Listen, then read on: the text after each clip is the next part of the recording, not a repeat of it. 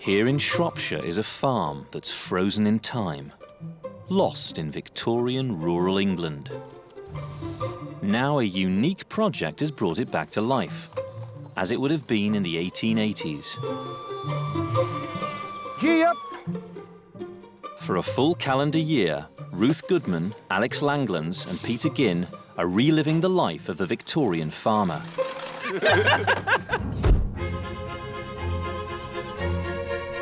Eight months into the project, they've restored the derelict farmyard under the watchful eye of their landlord, Mr. Acton. What do you think of the stone, Mr. Acton? I think it's slightly tilted. Pull that leg out. They've delivered lambs. Here we go. Go, go, go, go, go, go. Get him out, get him out, get him out. And piglets. This one really doesn't look good. Look at the size difference there. Cared for a pregnant cow through the winter. There we go. That's it, girl. And learned to handle a Shire horse. How am I doing then? You're doing very well. Only to see him go lame. It's a bit of a nightmare, really, because we need him to be in shape. Now it's summer on the Victorian farm.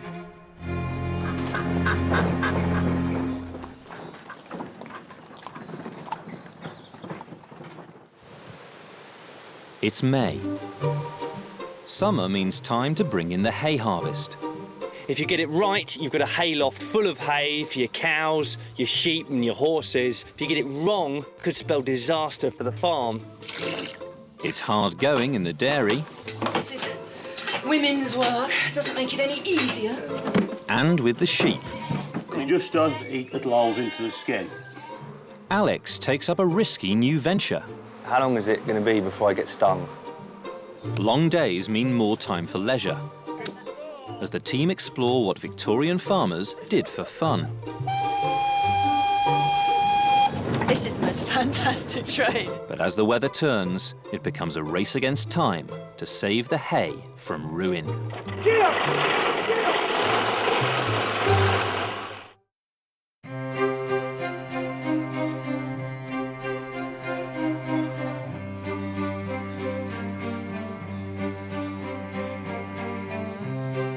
May is a crucial month for the farm's flock of Shropshire sheep, a popular Victorian breed. Having given birth to 16 lambs, the 10 sheep must now be shorn. Alex and Peter have asked sheep farmer Richard Spencer and professional shearer Keith Sessions to help out. The first objective here is to get the sheep from the covered area, where they've been sheltering from the rain overnight, and into the yard. Son! Juno! Son! We Son! Juno! Juno! push them on in then now. Come here. Go. Come here. Come here. All the gates are shut in this yard, aren't they, Peter? I believe so. The sheep are getting out. Where are they getting out? Go over the road. Oh dear. The sheep have smashed their way through a weak spot in the fence. They're all the way up there. Yeah. Last time we lost one sheep when we attempted to move them. We've now succeeded in losing all 26.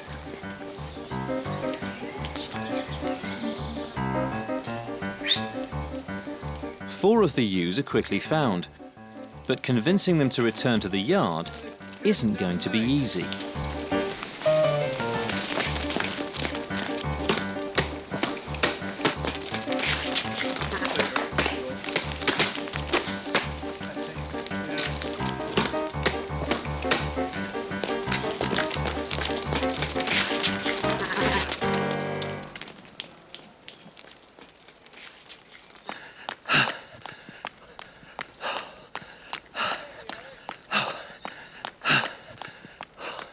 They're coming. Alex and Richard have managed to track down the rest of the flock. I've just been told to get out of the road because they're pushing them up the lane. It's gone 12 now, and we've not even got the sheep in the farmyard. We're going backwards rather than forwards at the moment. Nothing seems to ever go to plan. Come on, forget-me-not. Over you go.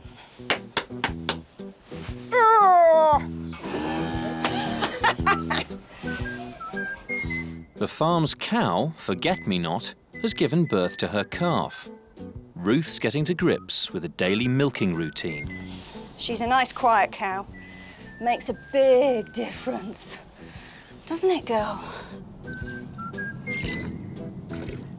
You're a good cow, aren't you? Hey, what a good girl. Cow needs to build a relationship with you. Certainly talking to them helps, because your voice is soothing and they know who you are, your smell, your voice, what you look like. I have been looking forward to this. Milking and dairying are such an important part of small farms in this part of the world. Whereas an arable farm in the 1870s needed about 50 acres of land to break even. A small Shropshire dairy farm could manage with only 5 acres. You could pay your rent with the cheese money. So I'm going to watch Forget-Me-Not's milk day by day, and when I see it change from this lovely, lovely, rich, thick milk into something thinner, then that'll be the time to go into massive cheese production.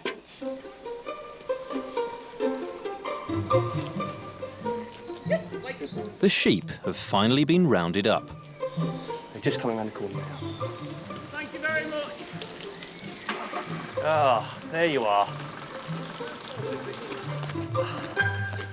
If there's anything good to come out of that, Alex, the sheep will be hot and sweaty as well as me. Right. And it means that the wool will have risen, as we call it. It means basically that the oils and greases that are naturally there in the fleece, Yeah. they'll be hot, and it'll make shearing that much easier. The fleece will tend to peel off rather than have to be, you know, Right. peeled off with a lot of effort. Right, so It'll come off easily. so letting them break out of the stackyard and run a couple of miles was actually good for them. Wasn't good for me, but it was good for the sheep, yeah. In the farmyard, it's time to get to work. In the early 19th century, sheep were sheared with clippers. But by the 1870s, shearing machines were being developed. Right, you ready to start?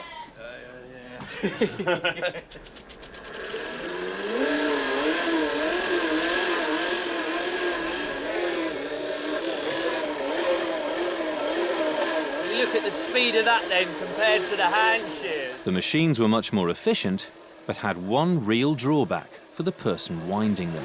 How you doing, mate? It's all right, it's hard to concentrate. And it's bloody knackering.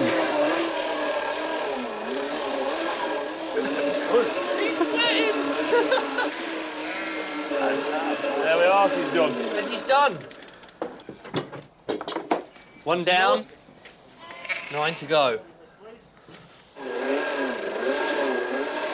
As Keith's son takes over the winding, Peter brings out a time-saving device invented by the team's landlord, Mr. Acton. Aha! What a wind-up. Mr. Acton got tired of having people hand cranking with his old machines, so he rigged up the mechanism onto this 1950s rally treader. I like the footwork, Alex. This time, it's Alex's turn to shear. Give me some power then, Peter.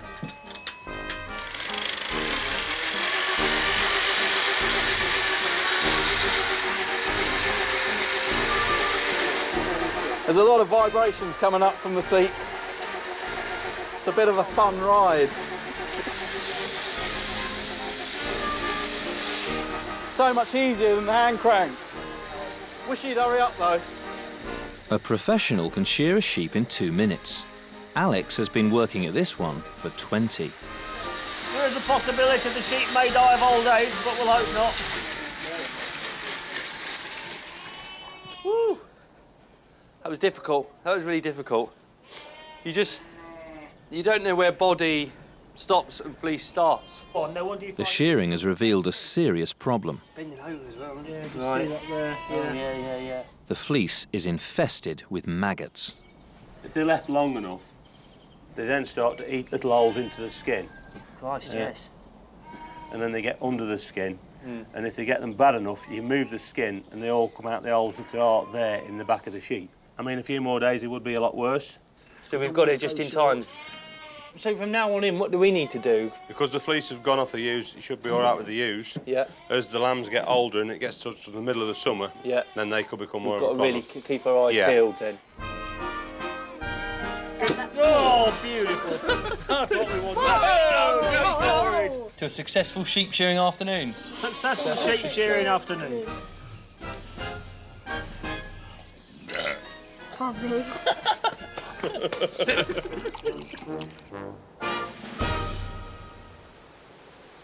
The hay harvest is the biggest job of early summer.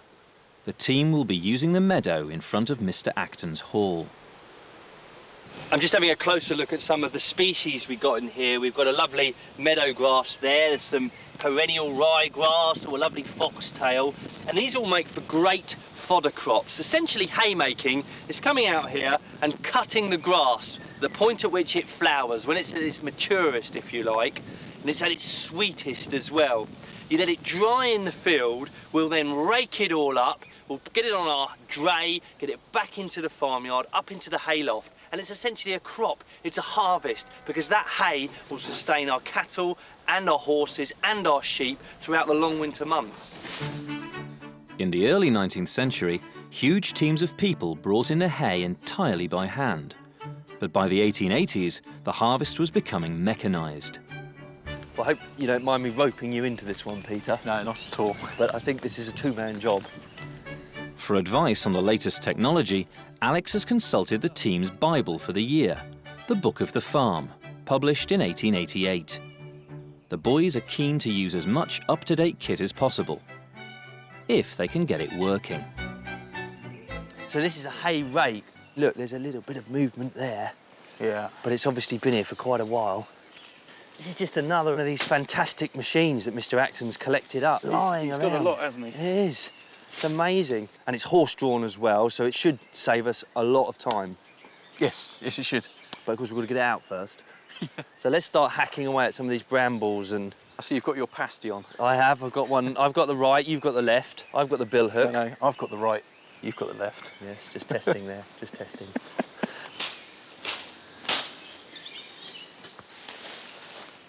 It's always good to have my beast of burden with me. I like to get Peter to do the lifting and the pulling and the... You enjoy it though, don't you, Peter? And see, sitting on there. Is it quite light? Yeah. That's actually one of the lightest vehicles we've got. I should imagine the weight's going to be when you drop it. So you sit up. So if I sit up there, take the pasties. So I sit up here. Mind yourself on that. That looks quite vicious. It does, doesn't it? It's quite pronounced there at the front. It's a bit damp, actually. OK, so you be the horse. Yes. You ready? I'll be the haymaster. Right. Whoa. Right. Beautiful Victorian engineering at its best. So we're going along. I pull this lever, and I can't. Does it push forward? Yeah. Try pushing it all the way forward. Oh, I can't. It's seized, I think. Try undoing the wing nut. Ah. Right, that's the problem then. Slide that. Yeah. And bang, there goes the rake. And it's in. So I'm dragging the rake along the ground. Hay's catching in it. I collect all the hay up. It's getting really heavy. It's got full. I get in line with my windrow and I lift the rake, drop the hay. And we turn around. Drop the rake again. Yeah. Brilliant. Whoa! Stand, boy. Stand, boy.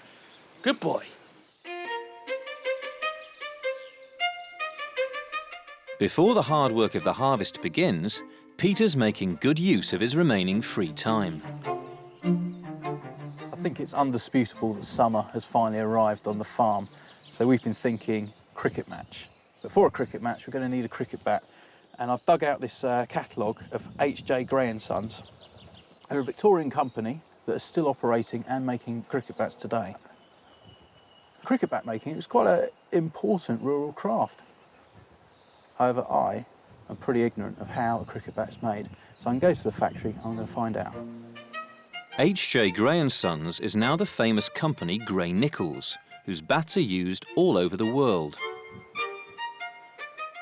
The laws of cricket state that bats must be made from wood, and for hundreds of years, English willow has been a popular choice. Gray Nichols grows and processes its own.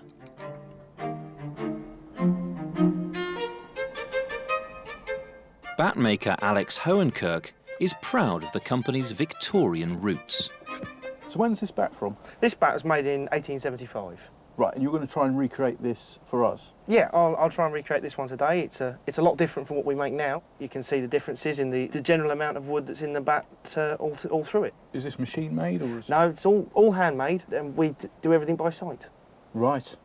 All right, and so I shall try and replicate this bat for you.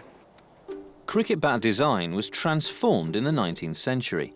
Before this date, bats were made of one piece of wood, which meant they were easy to break and hard to repair. So bat makers came up with the idea of creating a bat in two parts by splicing together the handle and the blade. With having a splice, this gives a bat more flexibility, and it gives you much more sort of strength and versatility in the shots that you're playing, and you've got more feel for the game with a bat that's been spliced. And the innovations didn't stop with the splice.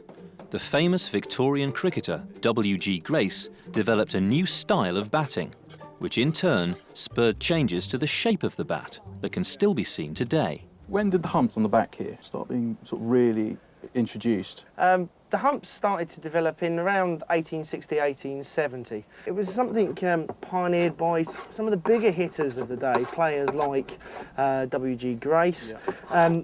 Originally, players were very into just pushing the ball around the ground, gentle shots and using the speed of the ball. Players like Grace tended to revolutionise things by big hitting. So the hump's been put into the bat to put more wood into the bat, which means we've got a stronger and harder striking surface. So just one final look. The weights are pretty similar now, and I think we're pretty much there. Wonderful, thank you very much. I hope it plays well for you in your cricket match, and good luck with it. Back at the cottage, Ruth's indulging in her favourite summer pastime. Gardening as a leisure activity is something that becomes much more popular in the Victorian period. I'm making myself a pesticide here. Nice and simple. It's to kill the sawfly on the gooseberries.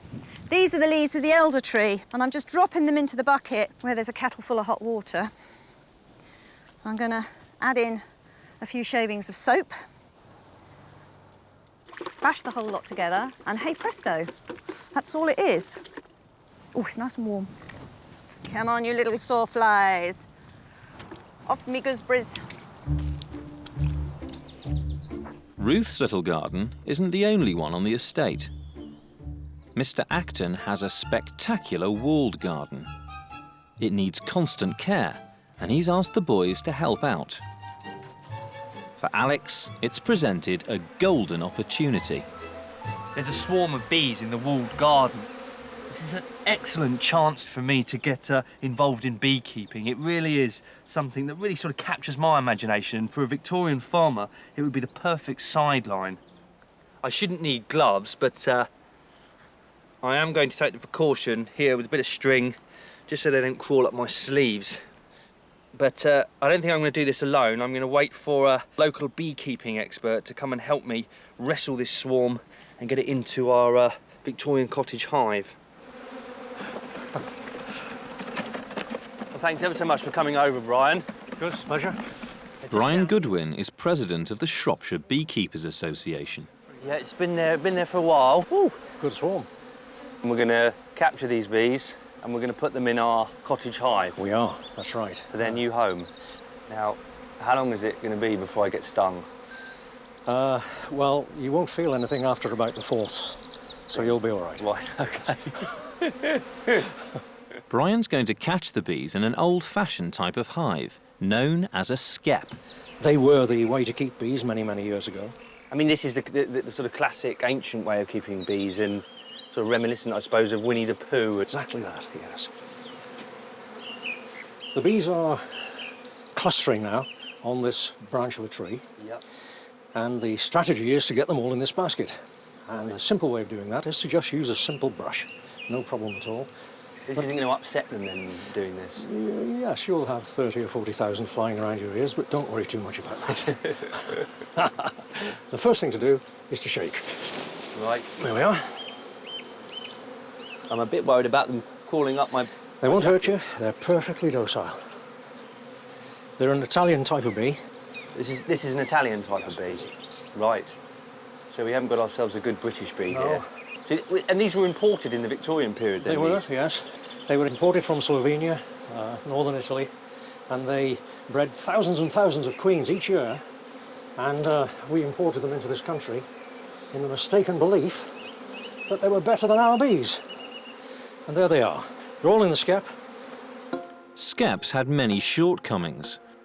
The swarm makes its honeycomb inside the basket, so to reach the honey, many keepers would kill their bees.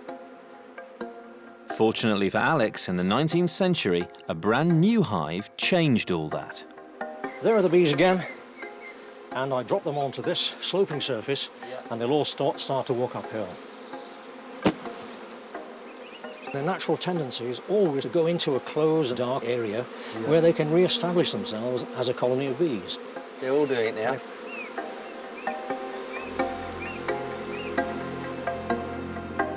The modern beehive was created in 1851 by an American named Lorenzo Langstroth. He based his design on an amazing observation. Langstroth realised that the bees always constructed their combs with an 8mm gap. 8mm gap. This 8mm gap became known as the bee space, and replicating it was the basis of Langstroth's invention. I could lift this wooden frame, which we put into the hive, and you will see that if I move it backwards and forwards, there's just 8mm space. Right. The bees add the beeswax in the centre there. We can take the comb out and we can examine it quite easily. And the bees are quite happy clinging to the comb, carrying on with their work, while the beekeeper can twist the comb about and observe exactly what they're doing. Get a really good why they're doing inspection it. going here. That's right. And so for the first time, beekeepers became not just beekeepers, but bee managers. They could influence what was going on in the hive and take certain steps to change the behaviour of the bees and to change what was happening. That was revolutionary, and that revolutionised beekeeping. Right. Wonderful. That's fine.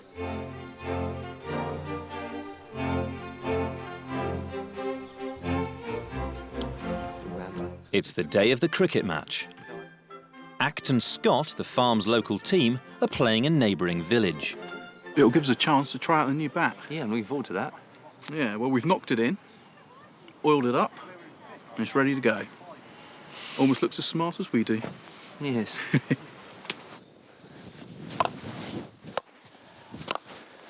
And again! It's a nice bat, Peter. It's working beautifully. I don't claim to be a sports fan. I think I'm just here to eat the sandwiches and have a nice sit down. There's so many people. I was hoping somebody else would bring some food as well, but never mind. It'll probably all disappear in about 10 seconds flat. I won't be here for very long. One ball. Oh, split my trousers. Go on!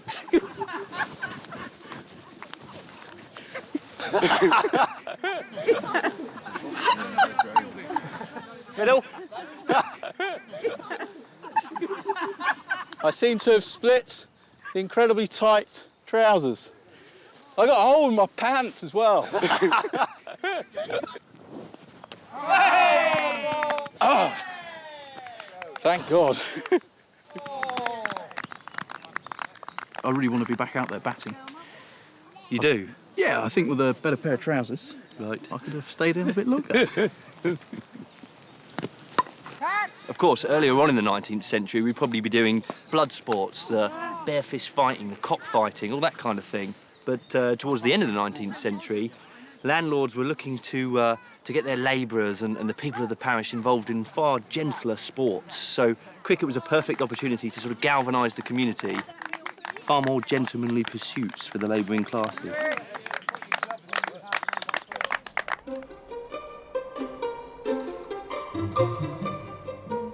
As June begins, preparations for the hay harvest are in full swing. This is our mower. How does it work then? Hay comes in here. Yeah. We're missing a blade. Yes, it's not in brilliant shape, is it? The sheep are enjoying their shorter fleeces. Forget-me-not and her calf are doing well.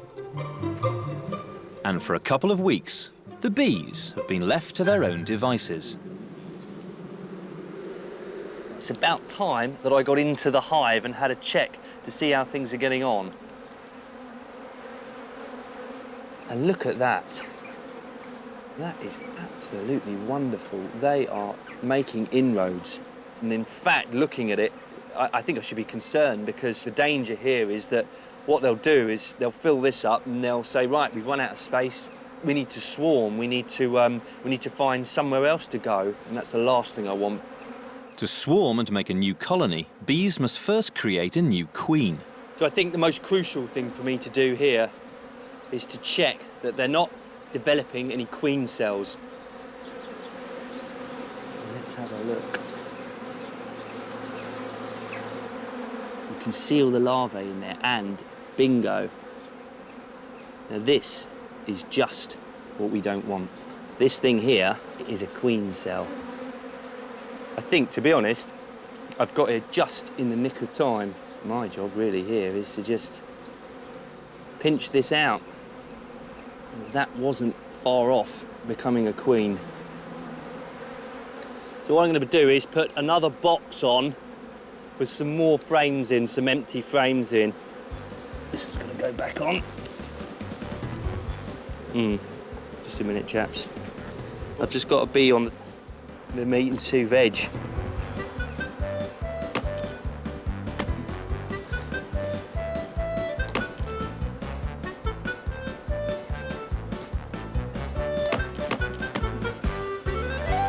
Don't want them getting in there.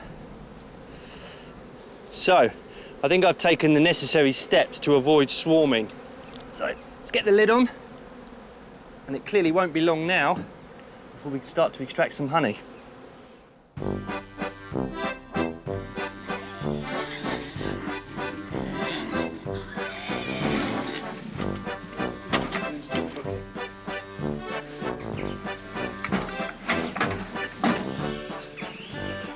Piglets have got big, and it's high time they were weaned from their mother. At the moment, their pure source of food is princess's milk, so we need to wean them, which is a gradual process. There's a picture of a ring pig's trough in Book of the Farm, and we've got a very similar design pig trough. And basically, it creates segments, so when the piglets feed, they've each got their own little compartment, which I suppose mirrors the fact that they each have their own teats that they will take milk from Princess from. But I'm going to try and let the pigs out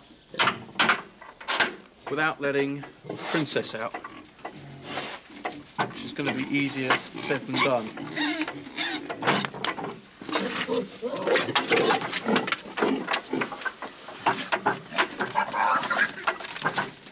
Done it the other way around.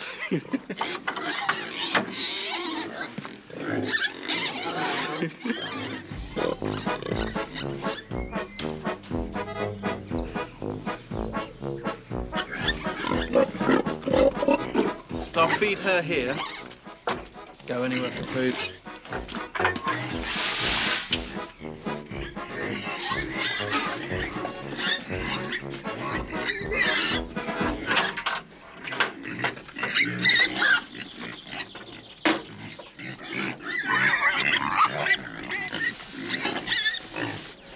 There you go. It appears on the surface of things to be moderately successful. Rearing these guys has been a lot of work, but it's been such a fun time, and I'm immensely proud. Certainly of the ones that are feeding from the feeder. Not so much of the ones with the heads in the bucket, but it's been great. Out of all the animals on the farm, I think the pigs are the ones I'm going to miss the most. It's going to be quite a wrench, actually. And once they're fully weaned, some you'll keep and some you'll kill. Shh, don't tell them.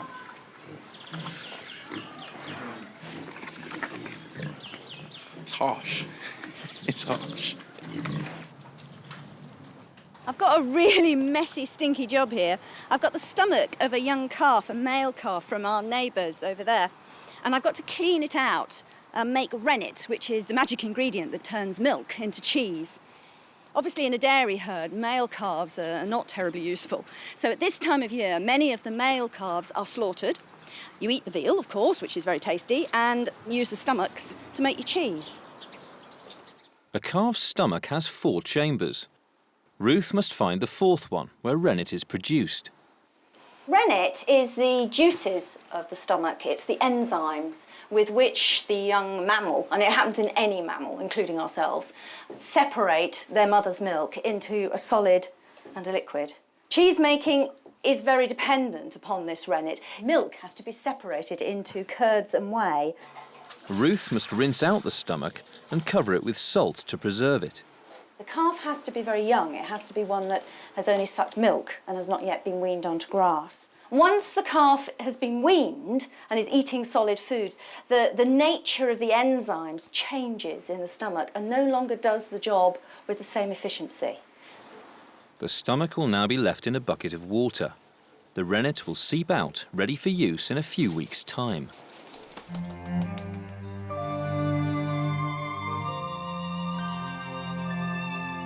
The hayfield is growing well, but preparations for the harvest have hit a snag. Clumper, the farm's shire horse, has an ongoing problem with his hoof. Since most of the machinery is horse-drawn, this is a real cause for concern. No. Alex is seeking the advice of a modern vet, and as an extra measure, he's trying out a traditional homemade remedy. I'm going to make a balm here for Clumper's foot. It's going to be a comfrey balm. So this is comfrey root the comfrey plant. Let's give it a really good breaking up.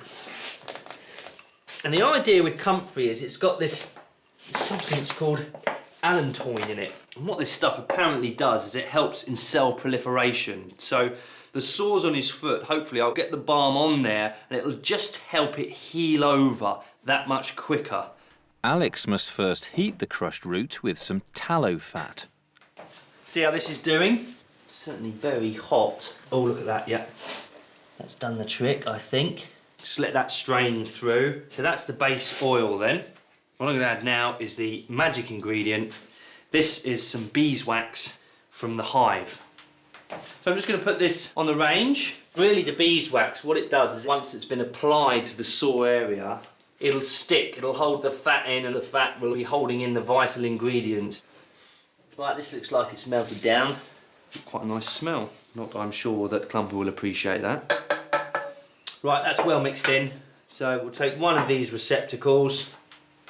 Okay, so it's simply a case putting this on the cold stone in the pantry to cool and set. And as soon as it's done that, I can get it on Clumper's foot.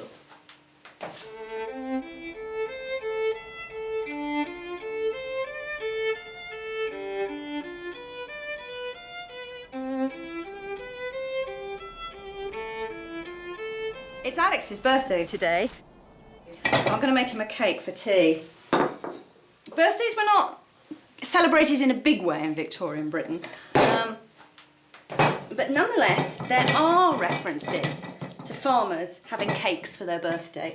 So I'm making a pound cake. It basically means a pound of every ingredient. Start with butter, and then I've got some sugar, so it'll be a pound of that. And there'll be a pound weight of eggs and a pound of flour in the cake as well. A pound of raisins and currants, and then, just to flavour it, a little pinch of spice.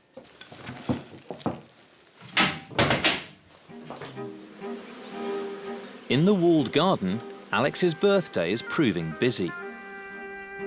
Mr. Acton has asked the boys to make a protective shelter for his raspberry patch. They've built the wooden frame, but now they've got to cover it with netting.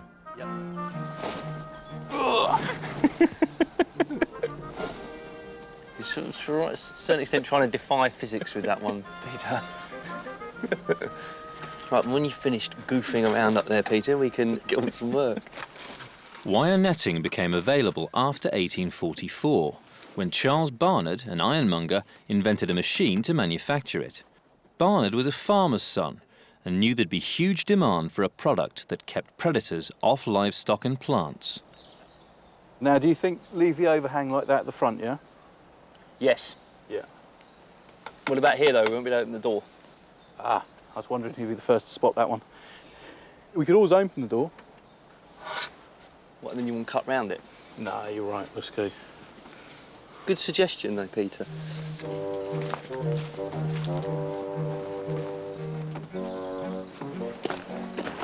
Hiya! How you getting on? Oh, not too bad.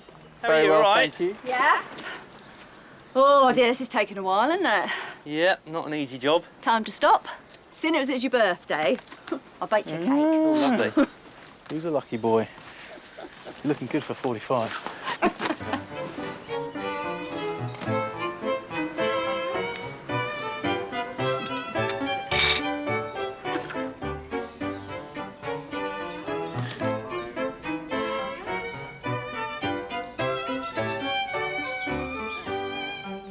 Of course, we can't sing you happy birthday, and we can't even say happy birthday.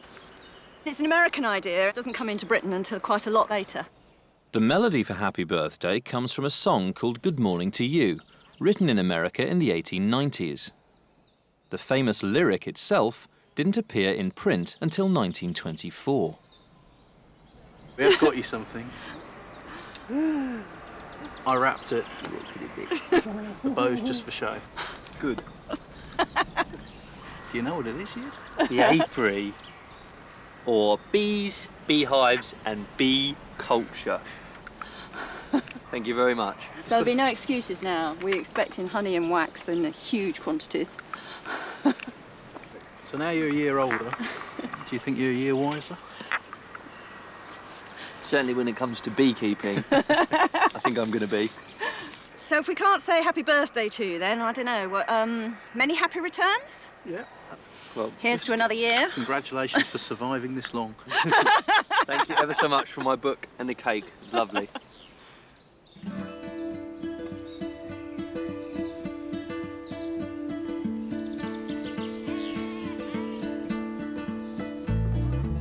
It's mid-June. Princess's piglets are now fully weaned. Hello, my sweeties. Forget-me-not is still yielding plenty of milk. Come on, you greedy. Come on. Oh, come on. So, And everyone's hoping the balm will make a difference to Clumper's hoof. Stand. Come on, stand still, boy. All eyes are now turning to the hayfield and the weather. For several days, the crop has been hammered by rain. At the first break in the clouds, the boys have a chance to inspect it. you feel right down in here, it's damp. It's damp. The earth is damp. The hay can't be harvested in wet conditions, but the boys mustn't delay for long. With every passing day, the crop's nutritional value is going down.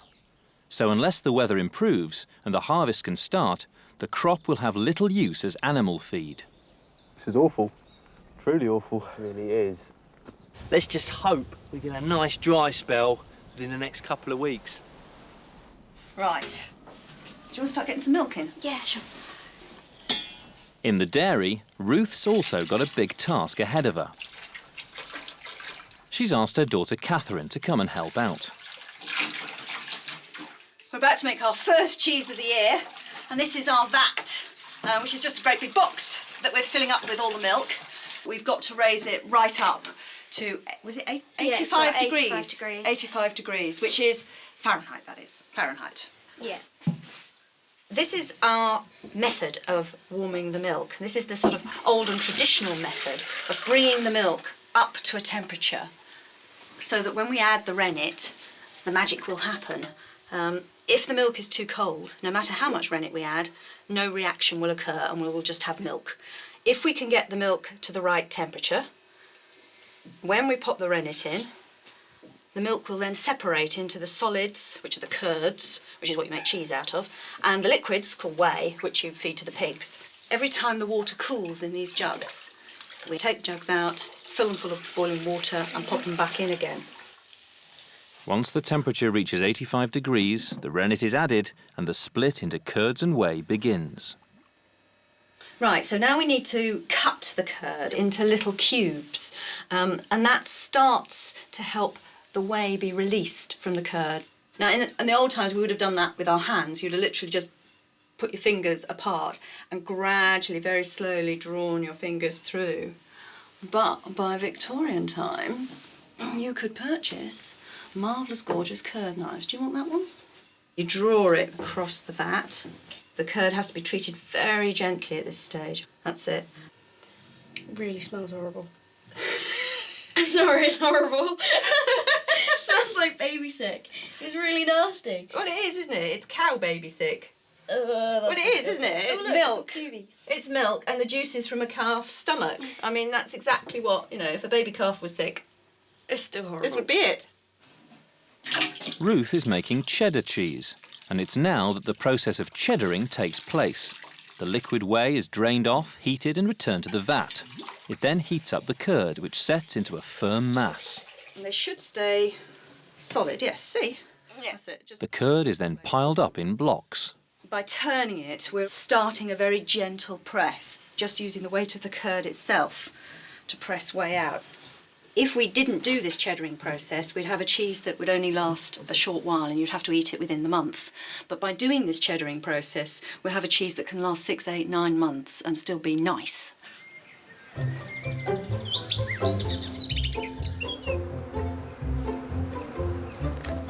Well, thanks for coming down again, Brian. Alex has asked beekeeper Brian Goodwin to help with one final task. It wasn't a job I felt I could do myself, to be honest.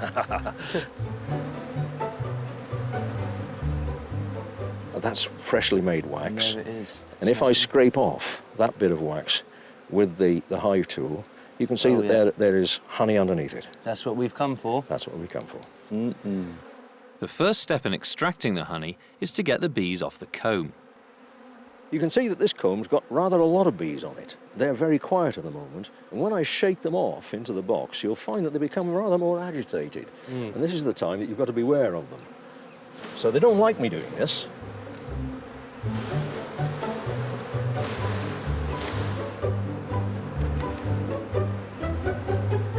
So back to the cottage. Yes. Where we've got these two different types of extractor.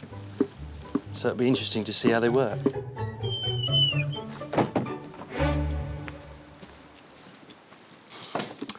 Right. First, the beeswax must be removed from the comb in a process called uncapping. And it's a slicing action that gets it off fairly easily across the comb. And these are traditional honey knives, are they? They are. These are what are called Bingham honey knives, made in the 1880s, 1890s. Then it's time to bring out the extractor. You put the frame inside the extractor, resting against the wire grid, right, which supports it when it's revolving at high speed. Right, there we go. The faster you turn it, the faster the honey will be flung out by centrifugal force against the metal container. But the higher the risk then of it skidding off. Right, there we go. I think I've got it. The idea of using centrifugal force to extract honey was hit upon in 1865 by Italian army major Francesco de Hruška. This requires quite a high level of concentration, this. Legend has it, Hruška came up with the idea after seeing his son playing with a basket of honeycomb. The boy whirled the basket in the air and his father noticed a few drops of honey come out. Have a look in there. I'll take the comb out, and you can see where the honey has been flung out of the comb, up against the wall of the main body of the extractor. But you can see that this extractor isn't very efficient. The wonder that is... Once the principle of using centrifugal force was established, it wasn't long before improved extractors hit the market. This was a major advance, because in fact you can extract 4 combs at once in this extractor. Right. The secret is to place the extractor firmly within your knees, because it could be unbalanced, and you need to grip it fairly tightly as you extract it. You turn the honey quite fast, and you can see immediately, if you look down in the gap, you can see the honey coming out. Wow, look at that. It's amazing. When I was a lad, I used to sit in the kitchen alongside my father. Did you? He would be uncapping the combs, and I would be turning the handle furiously. And that was my job. Okay. Right, here we go, the moment Here we of go. truth. Wow. And you can get that golden liquid coming out. Look at that. This is a dream come true, Brian, this is for me. Is it? Yeah, to see this. Just about. And we tip it back now, ready to close the gate valve. That's it. That's absolutely amazing. Look at that. Okay, do it one block at a time. Victorian technology is also coming in handy in the dairy. This curd mill was made in the factory of local inventor Thomas Corbett, whose products were sold all over the world. So having got it into these solid blocks, I think it's rather ironic that we then have to grind it down into a crumbliness again. Yeah, it's a bit weird. But I mean, the blocks helps to develop flavours, develop texture. But you can't mix in the salt or pack it evenly into a press if it's in great big thunking lumps.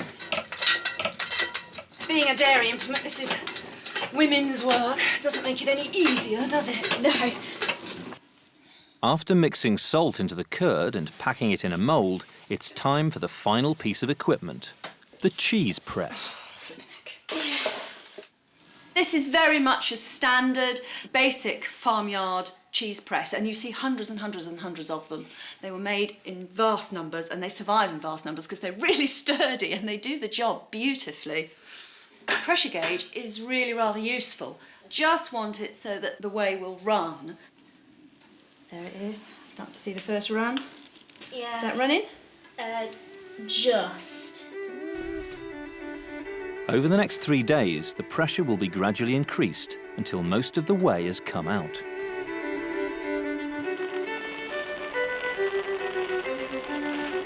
It's still raining and the hay still can't be cut. With every day that goes by, the crop is losing nutritional value. To cheer themselves up, the team are having their first taste of the farm's honey.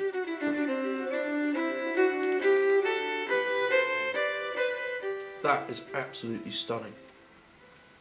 It's so good. It's so alive, isn't it? Brian said there is no better tasting honey than the honey you get from your first extraction, and I think I have to agree with him. While they wait for the rain to stop, Peter's making some provisions. I'm going to make some ginger beer for the hay harvest.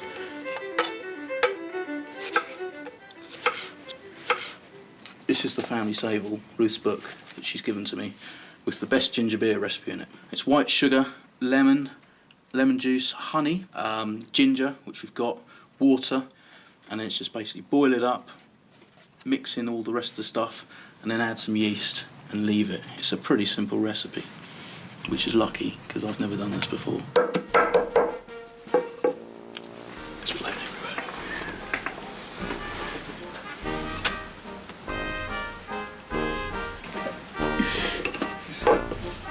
That, I would say, is bruised ginger. This is honey that Alex has given me, so hopefully it can give it a nice flavour. Never been one for exact guidelines.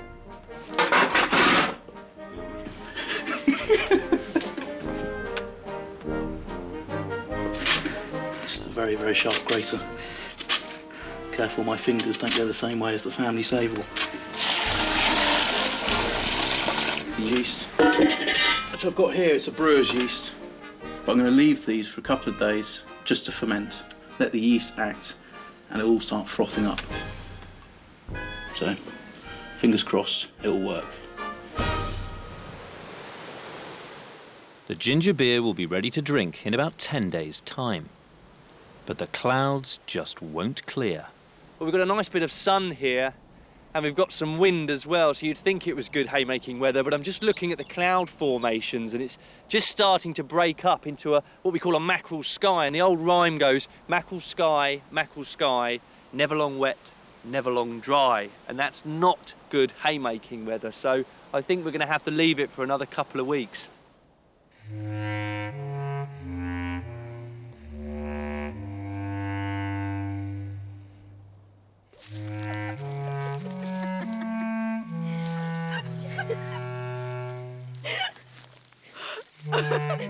It's Midsummer's Eve, a night that in Victorian rural folklore held powerful meaning.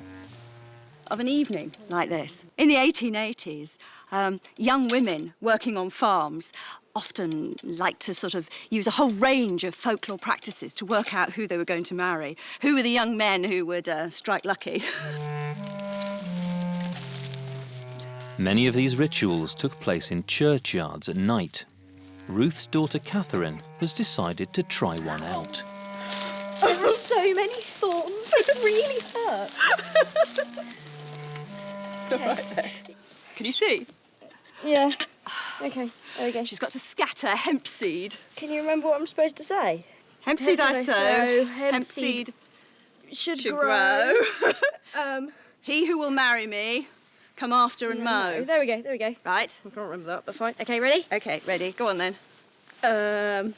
Hemp seed I sow, hemp seed will grow. He who will marry me, come after and mow.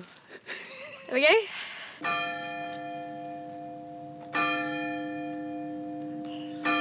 What's supposed to happen now? He's supposed to appear. Like a ghost. I don't think it's worked. Which young man had you in mind? No one. Really? Really, no one at all. Really, no one at all? No one at No all. one at all. No little prospective, No, not at all. Not in the slightest. Well, you might dream him, you know. Might come as an apparition in your dreams. That's even more creepy, okay? I just have to say, that is hugely creepy. Back at the farm, the cheese has been pressed. While the unsettled weather continues, the team are taking a trip to explore one final piece of Victorian dairy technology. Oh, doesn't that look magnificent? That is the future, Ruth. It is the future. It is the future.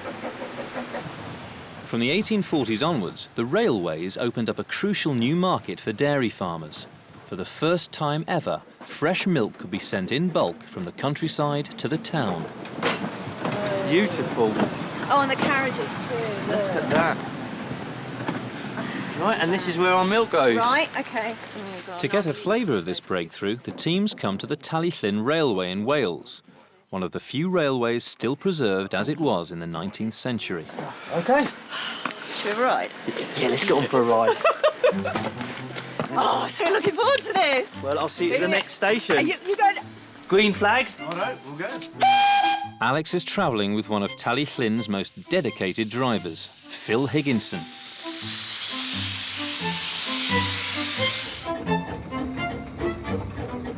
Well, this is the way to travel. It's got all its original locomotives and rolling stock. Right. So we're on an original train. I mean, So we're on a time capsule from the 1860s. And you think about it, I mean, these engines have gone back and forth on this bit of line since 1865. Imagine it back in the 1860s when it was the cutting edge of, you know, of engineering. This was high tech. This was like when the internet arrived and broadband at your house. Yeah. I mean,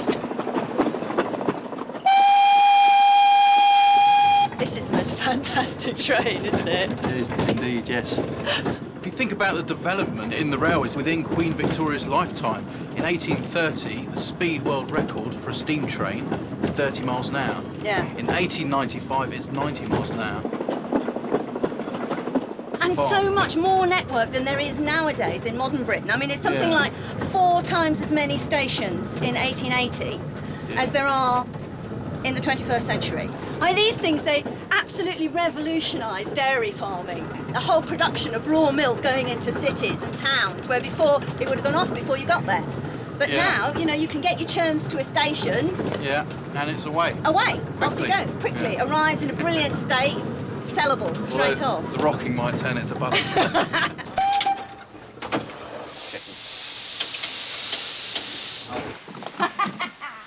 That was great, wasn't it? That was absolutely fantastic. There it is. There he is. Cheers, guys. No worries. Thank you very much. So much. It's a great thing.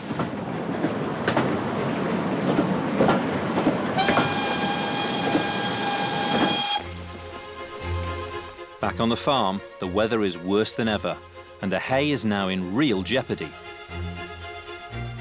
Fresh grass is growing up underneath the hay crop, making a thick layer that would be difficult for Victorian machines to cut. In a brief gap in the rain, the boys have decided it's now or never for the hay harvest. They've called in expert local horseman Brian Davis to help.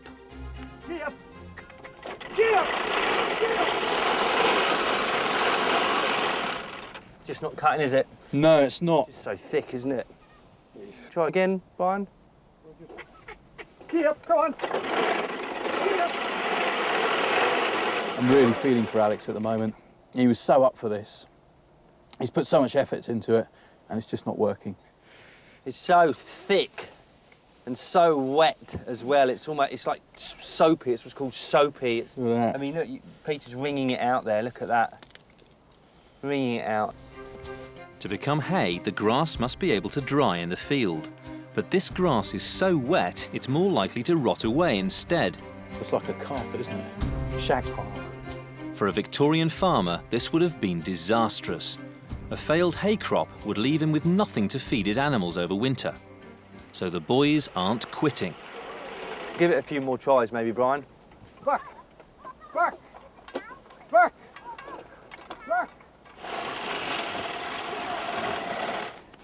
Back! But eventually they come to a painful decision. Afraid we've had to give up.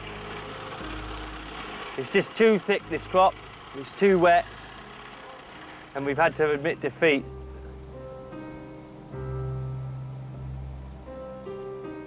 In this situation, the Victorian farmer would have had to buy in his hay for the coming months. That would mean raising money from elsewhere on the farm. So everything now rests on the success of the team's wheat field. They need a bumper and profitable crop when they harvest it in a few weeks' time. Bloody rain. Rain, rain, rain, rain, rain. Let's hope it doesn't affect the wheat, eh? Yeah, there's more clouds in the horizon, isn't there? Every cloud has a silver lining. Just got to work out what it is. Hopefully it'll be your ginger beer, my good friend. Hi, Ruth. Hello. Oh, gosh. You're back quick. We are. Sadly, it's not to be. Yeah, it's not to be, unfortunately. Not today, and probably not ever. Really? Not this year, anyway, for us. Just too wet and, you know, too thick. Oh, what a shame. No, a bit sad. A sad, because I was really looking forward to doing it. Well, we've still got all this ginger beer of yours. Well, should we give it a go? It looks the part, it really does. Well, here's to a better wheat harvest, eh? Yeah. Yes. Here's to a better wheat harvest. That's gorgeous. It's not bad, is it? That is delicious. It really is. I don't like ginger beer, but That's that really is nice. good. Something's gone right. Thank goodness, thank goodness. What are we going to do if the wheat doesn't work? Oh, it will, it will. It will work. We'll make it work. Yeah. We've got to. We've got to. Next time on Victorian Farm, the year-long project nears its end. But first, the team face their toughest challenge, the wheat harvest. There are urgent repairs to be made. Water. Yeah, right. Cutting-edge technology, Victorian style. Yes. Oh, no. Oh, no. And crucially, they need dry weather. Otherwise, a year's work will have been in vain.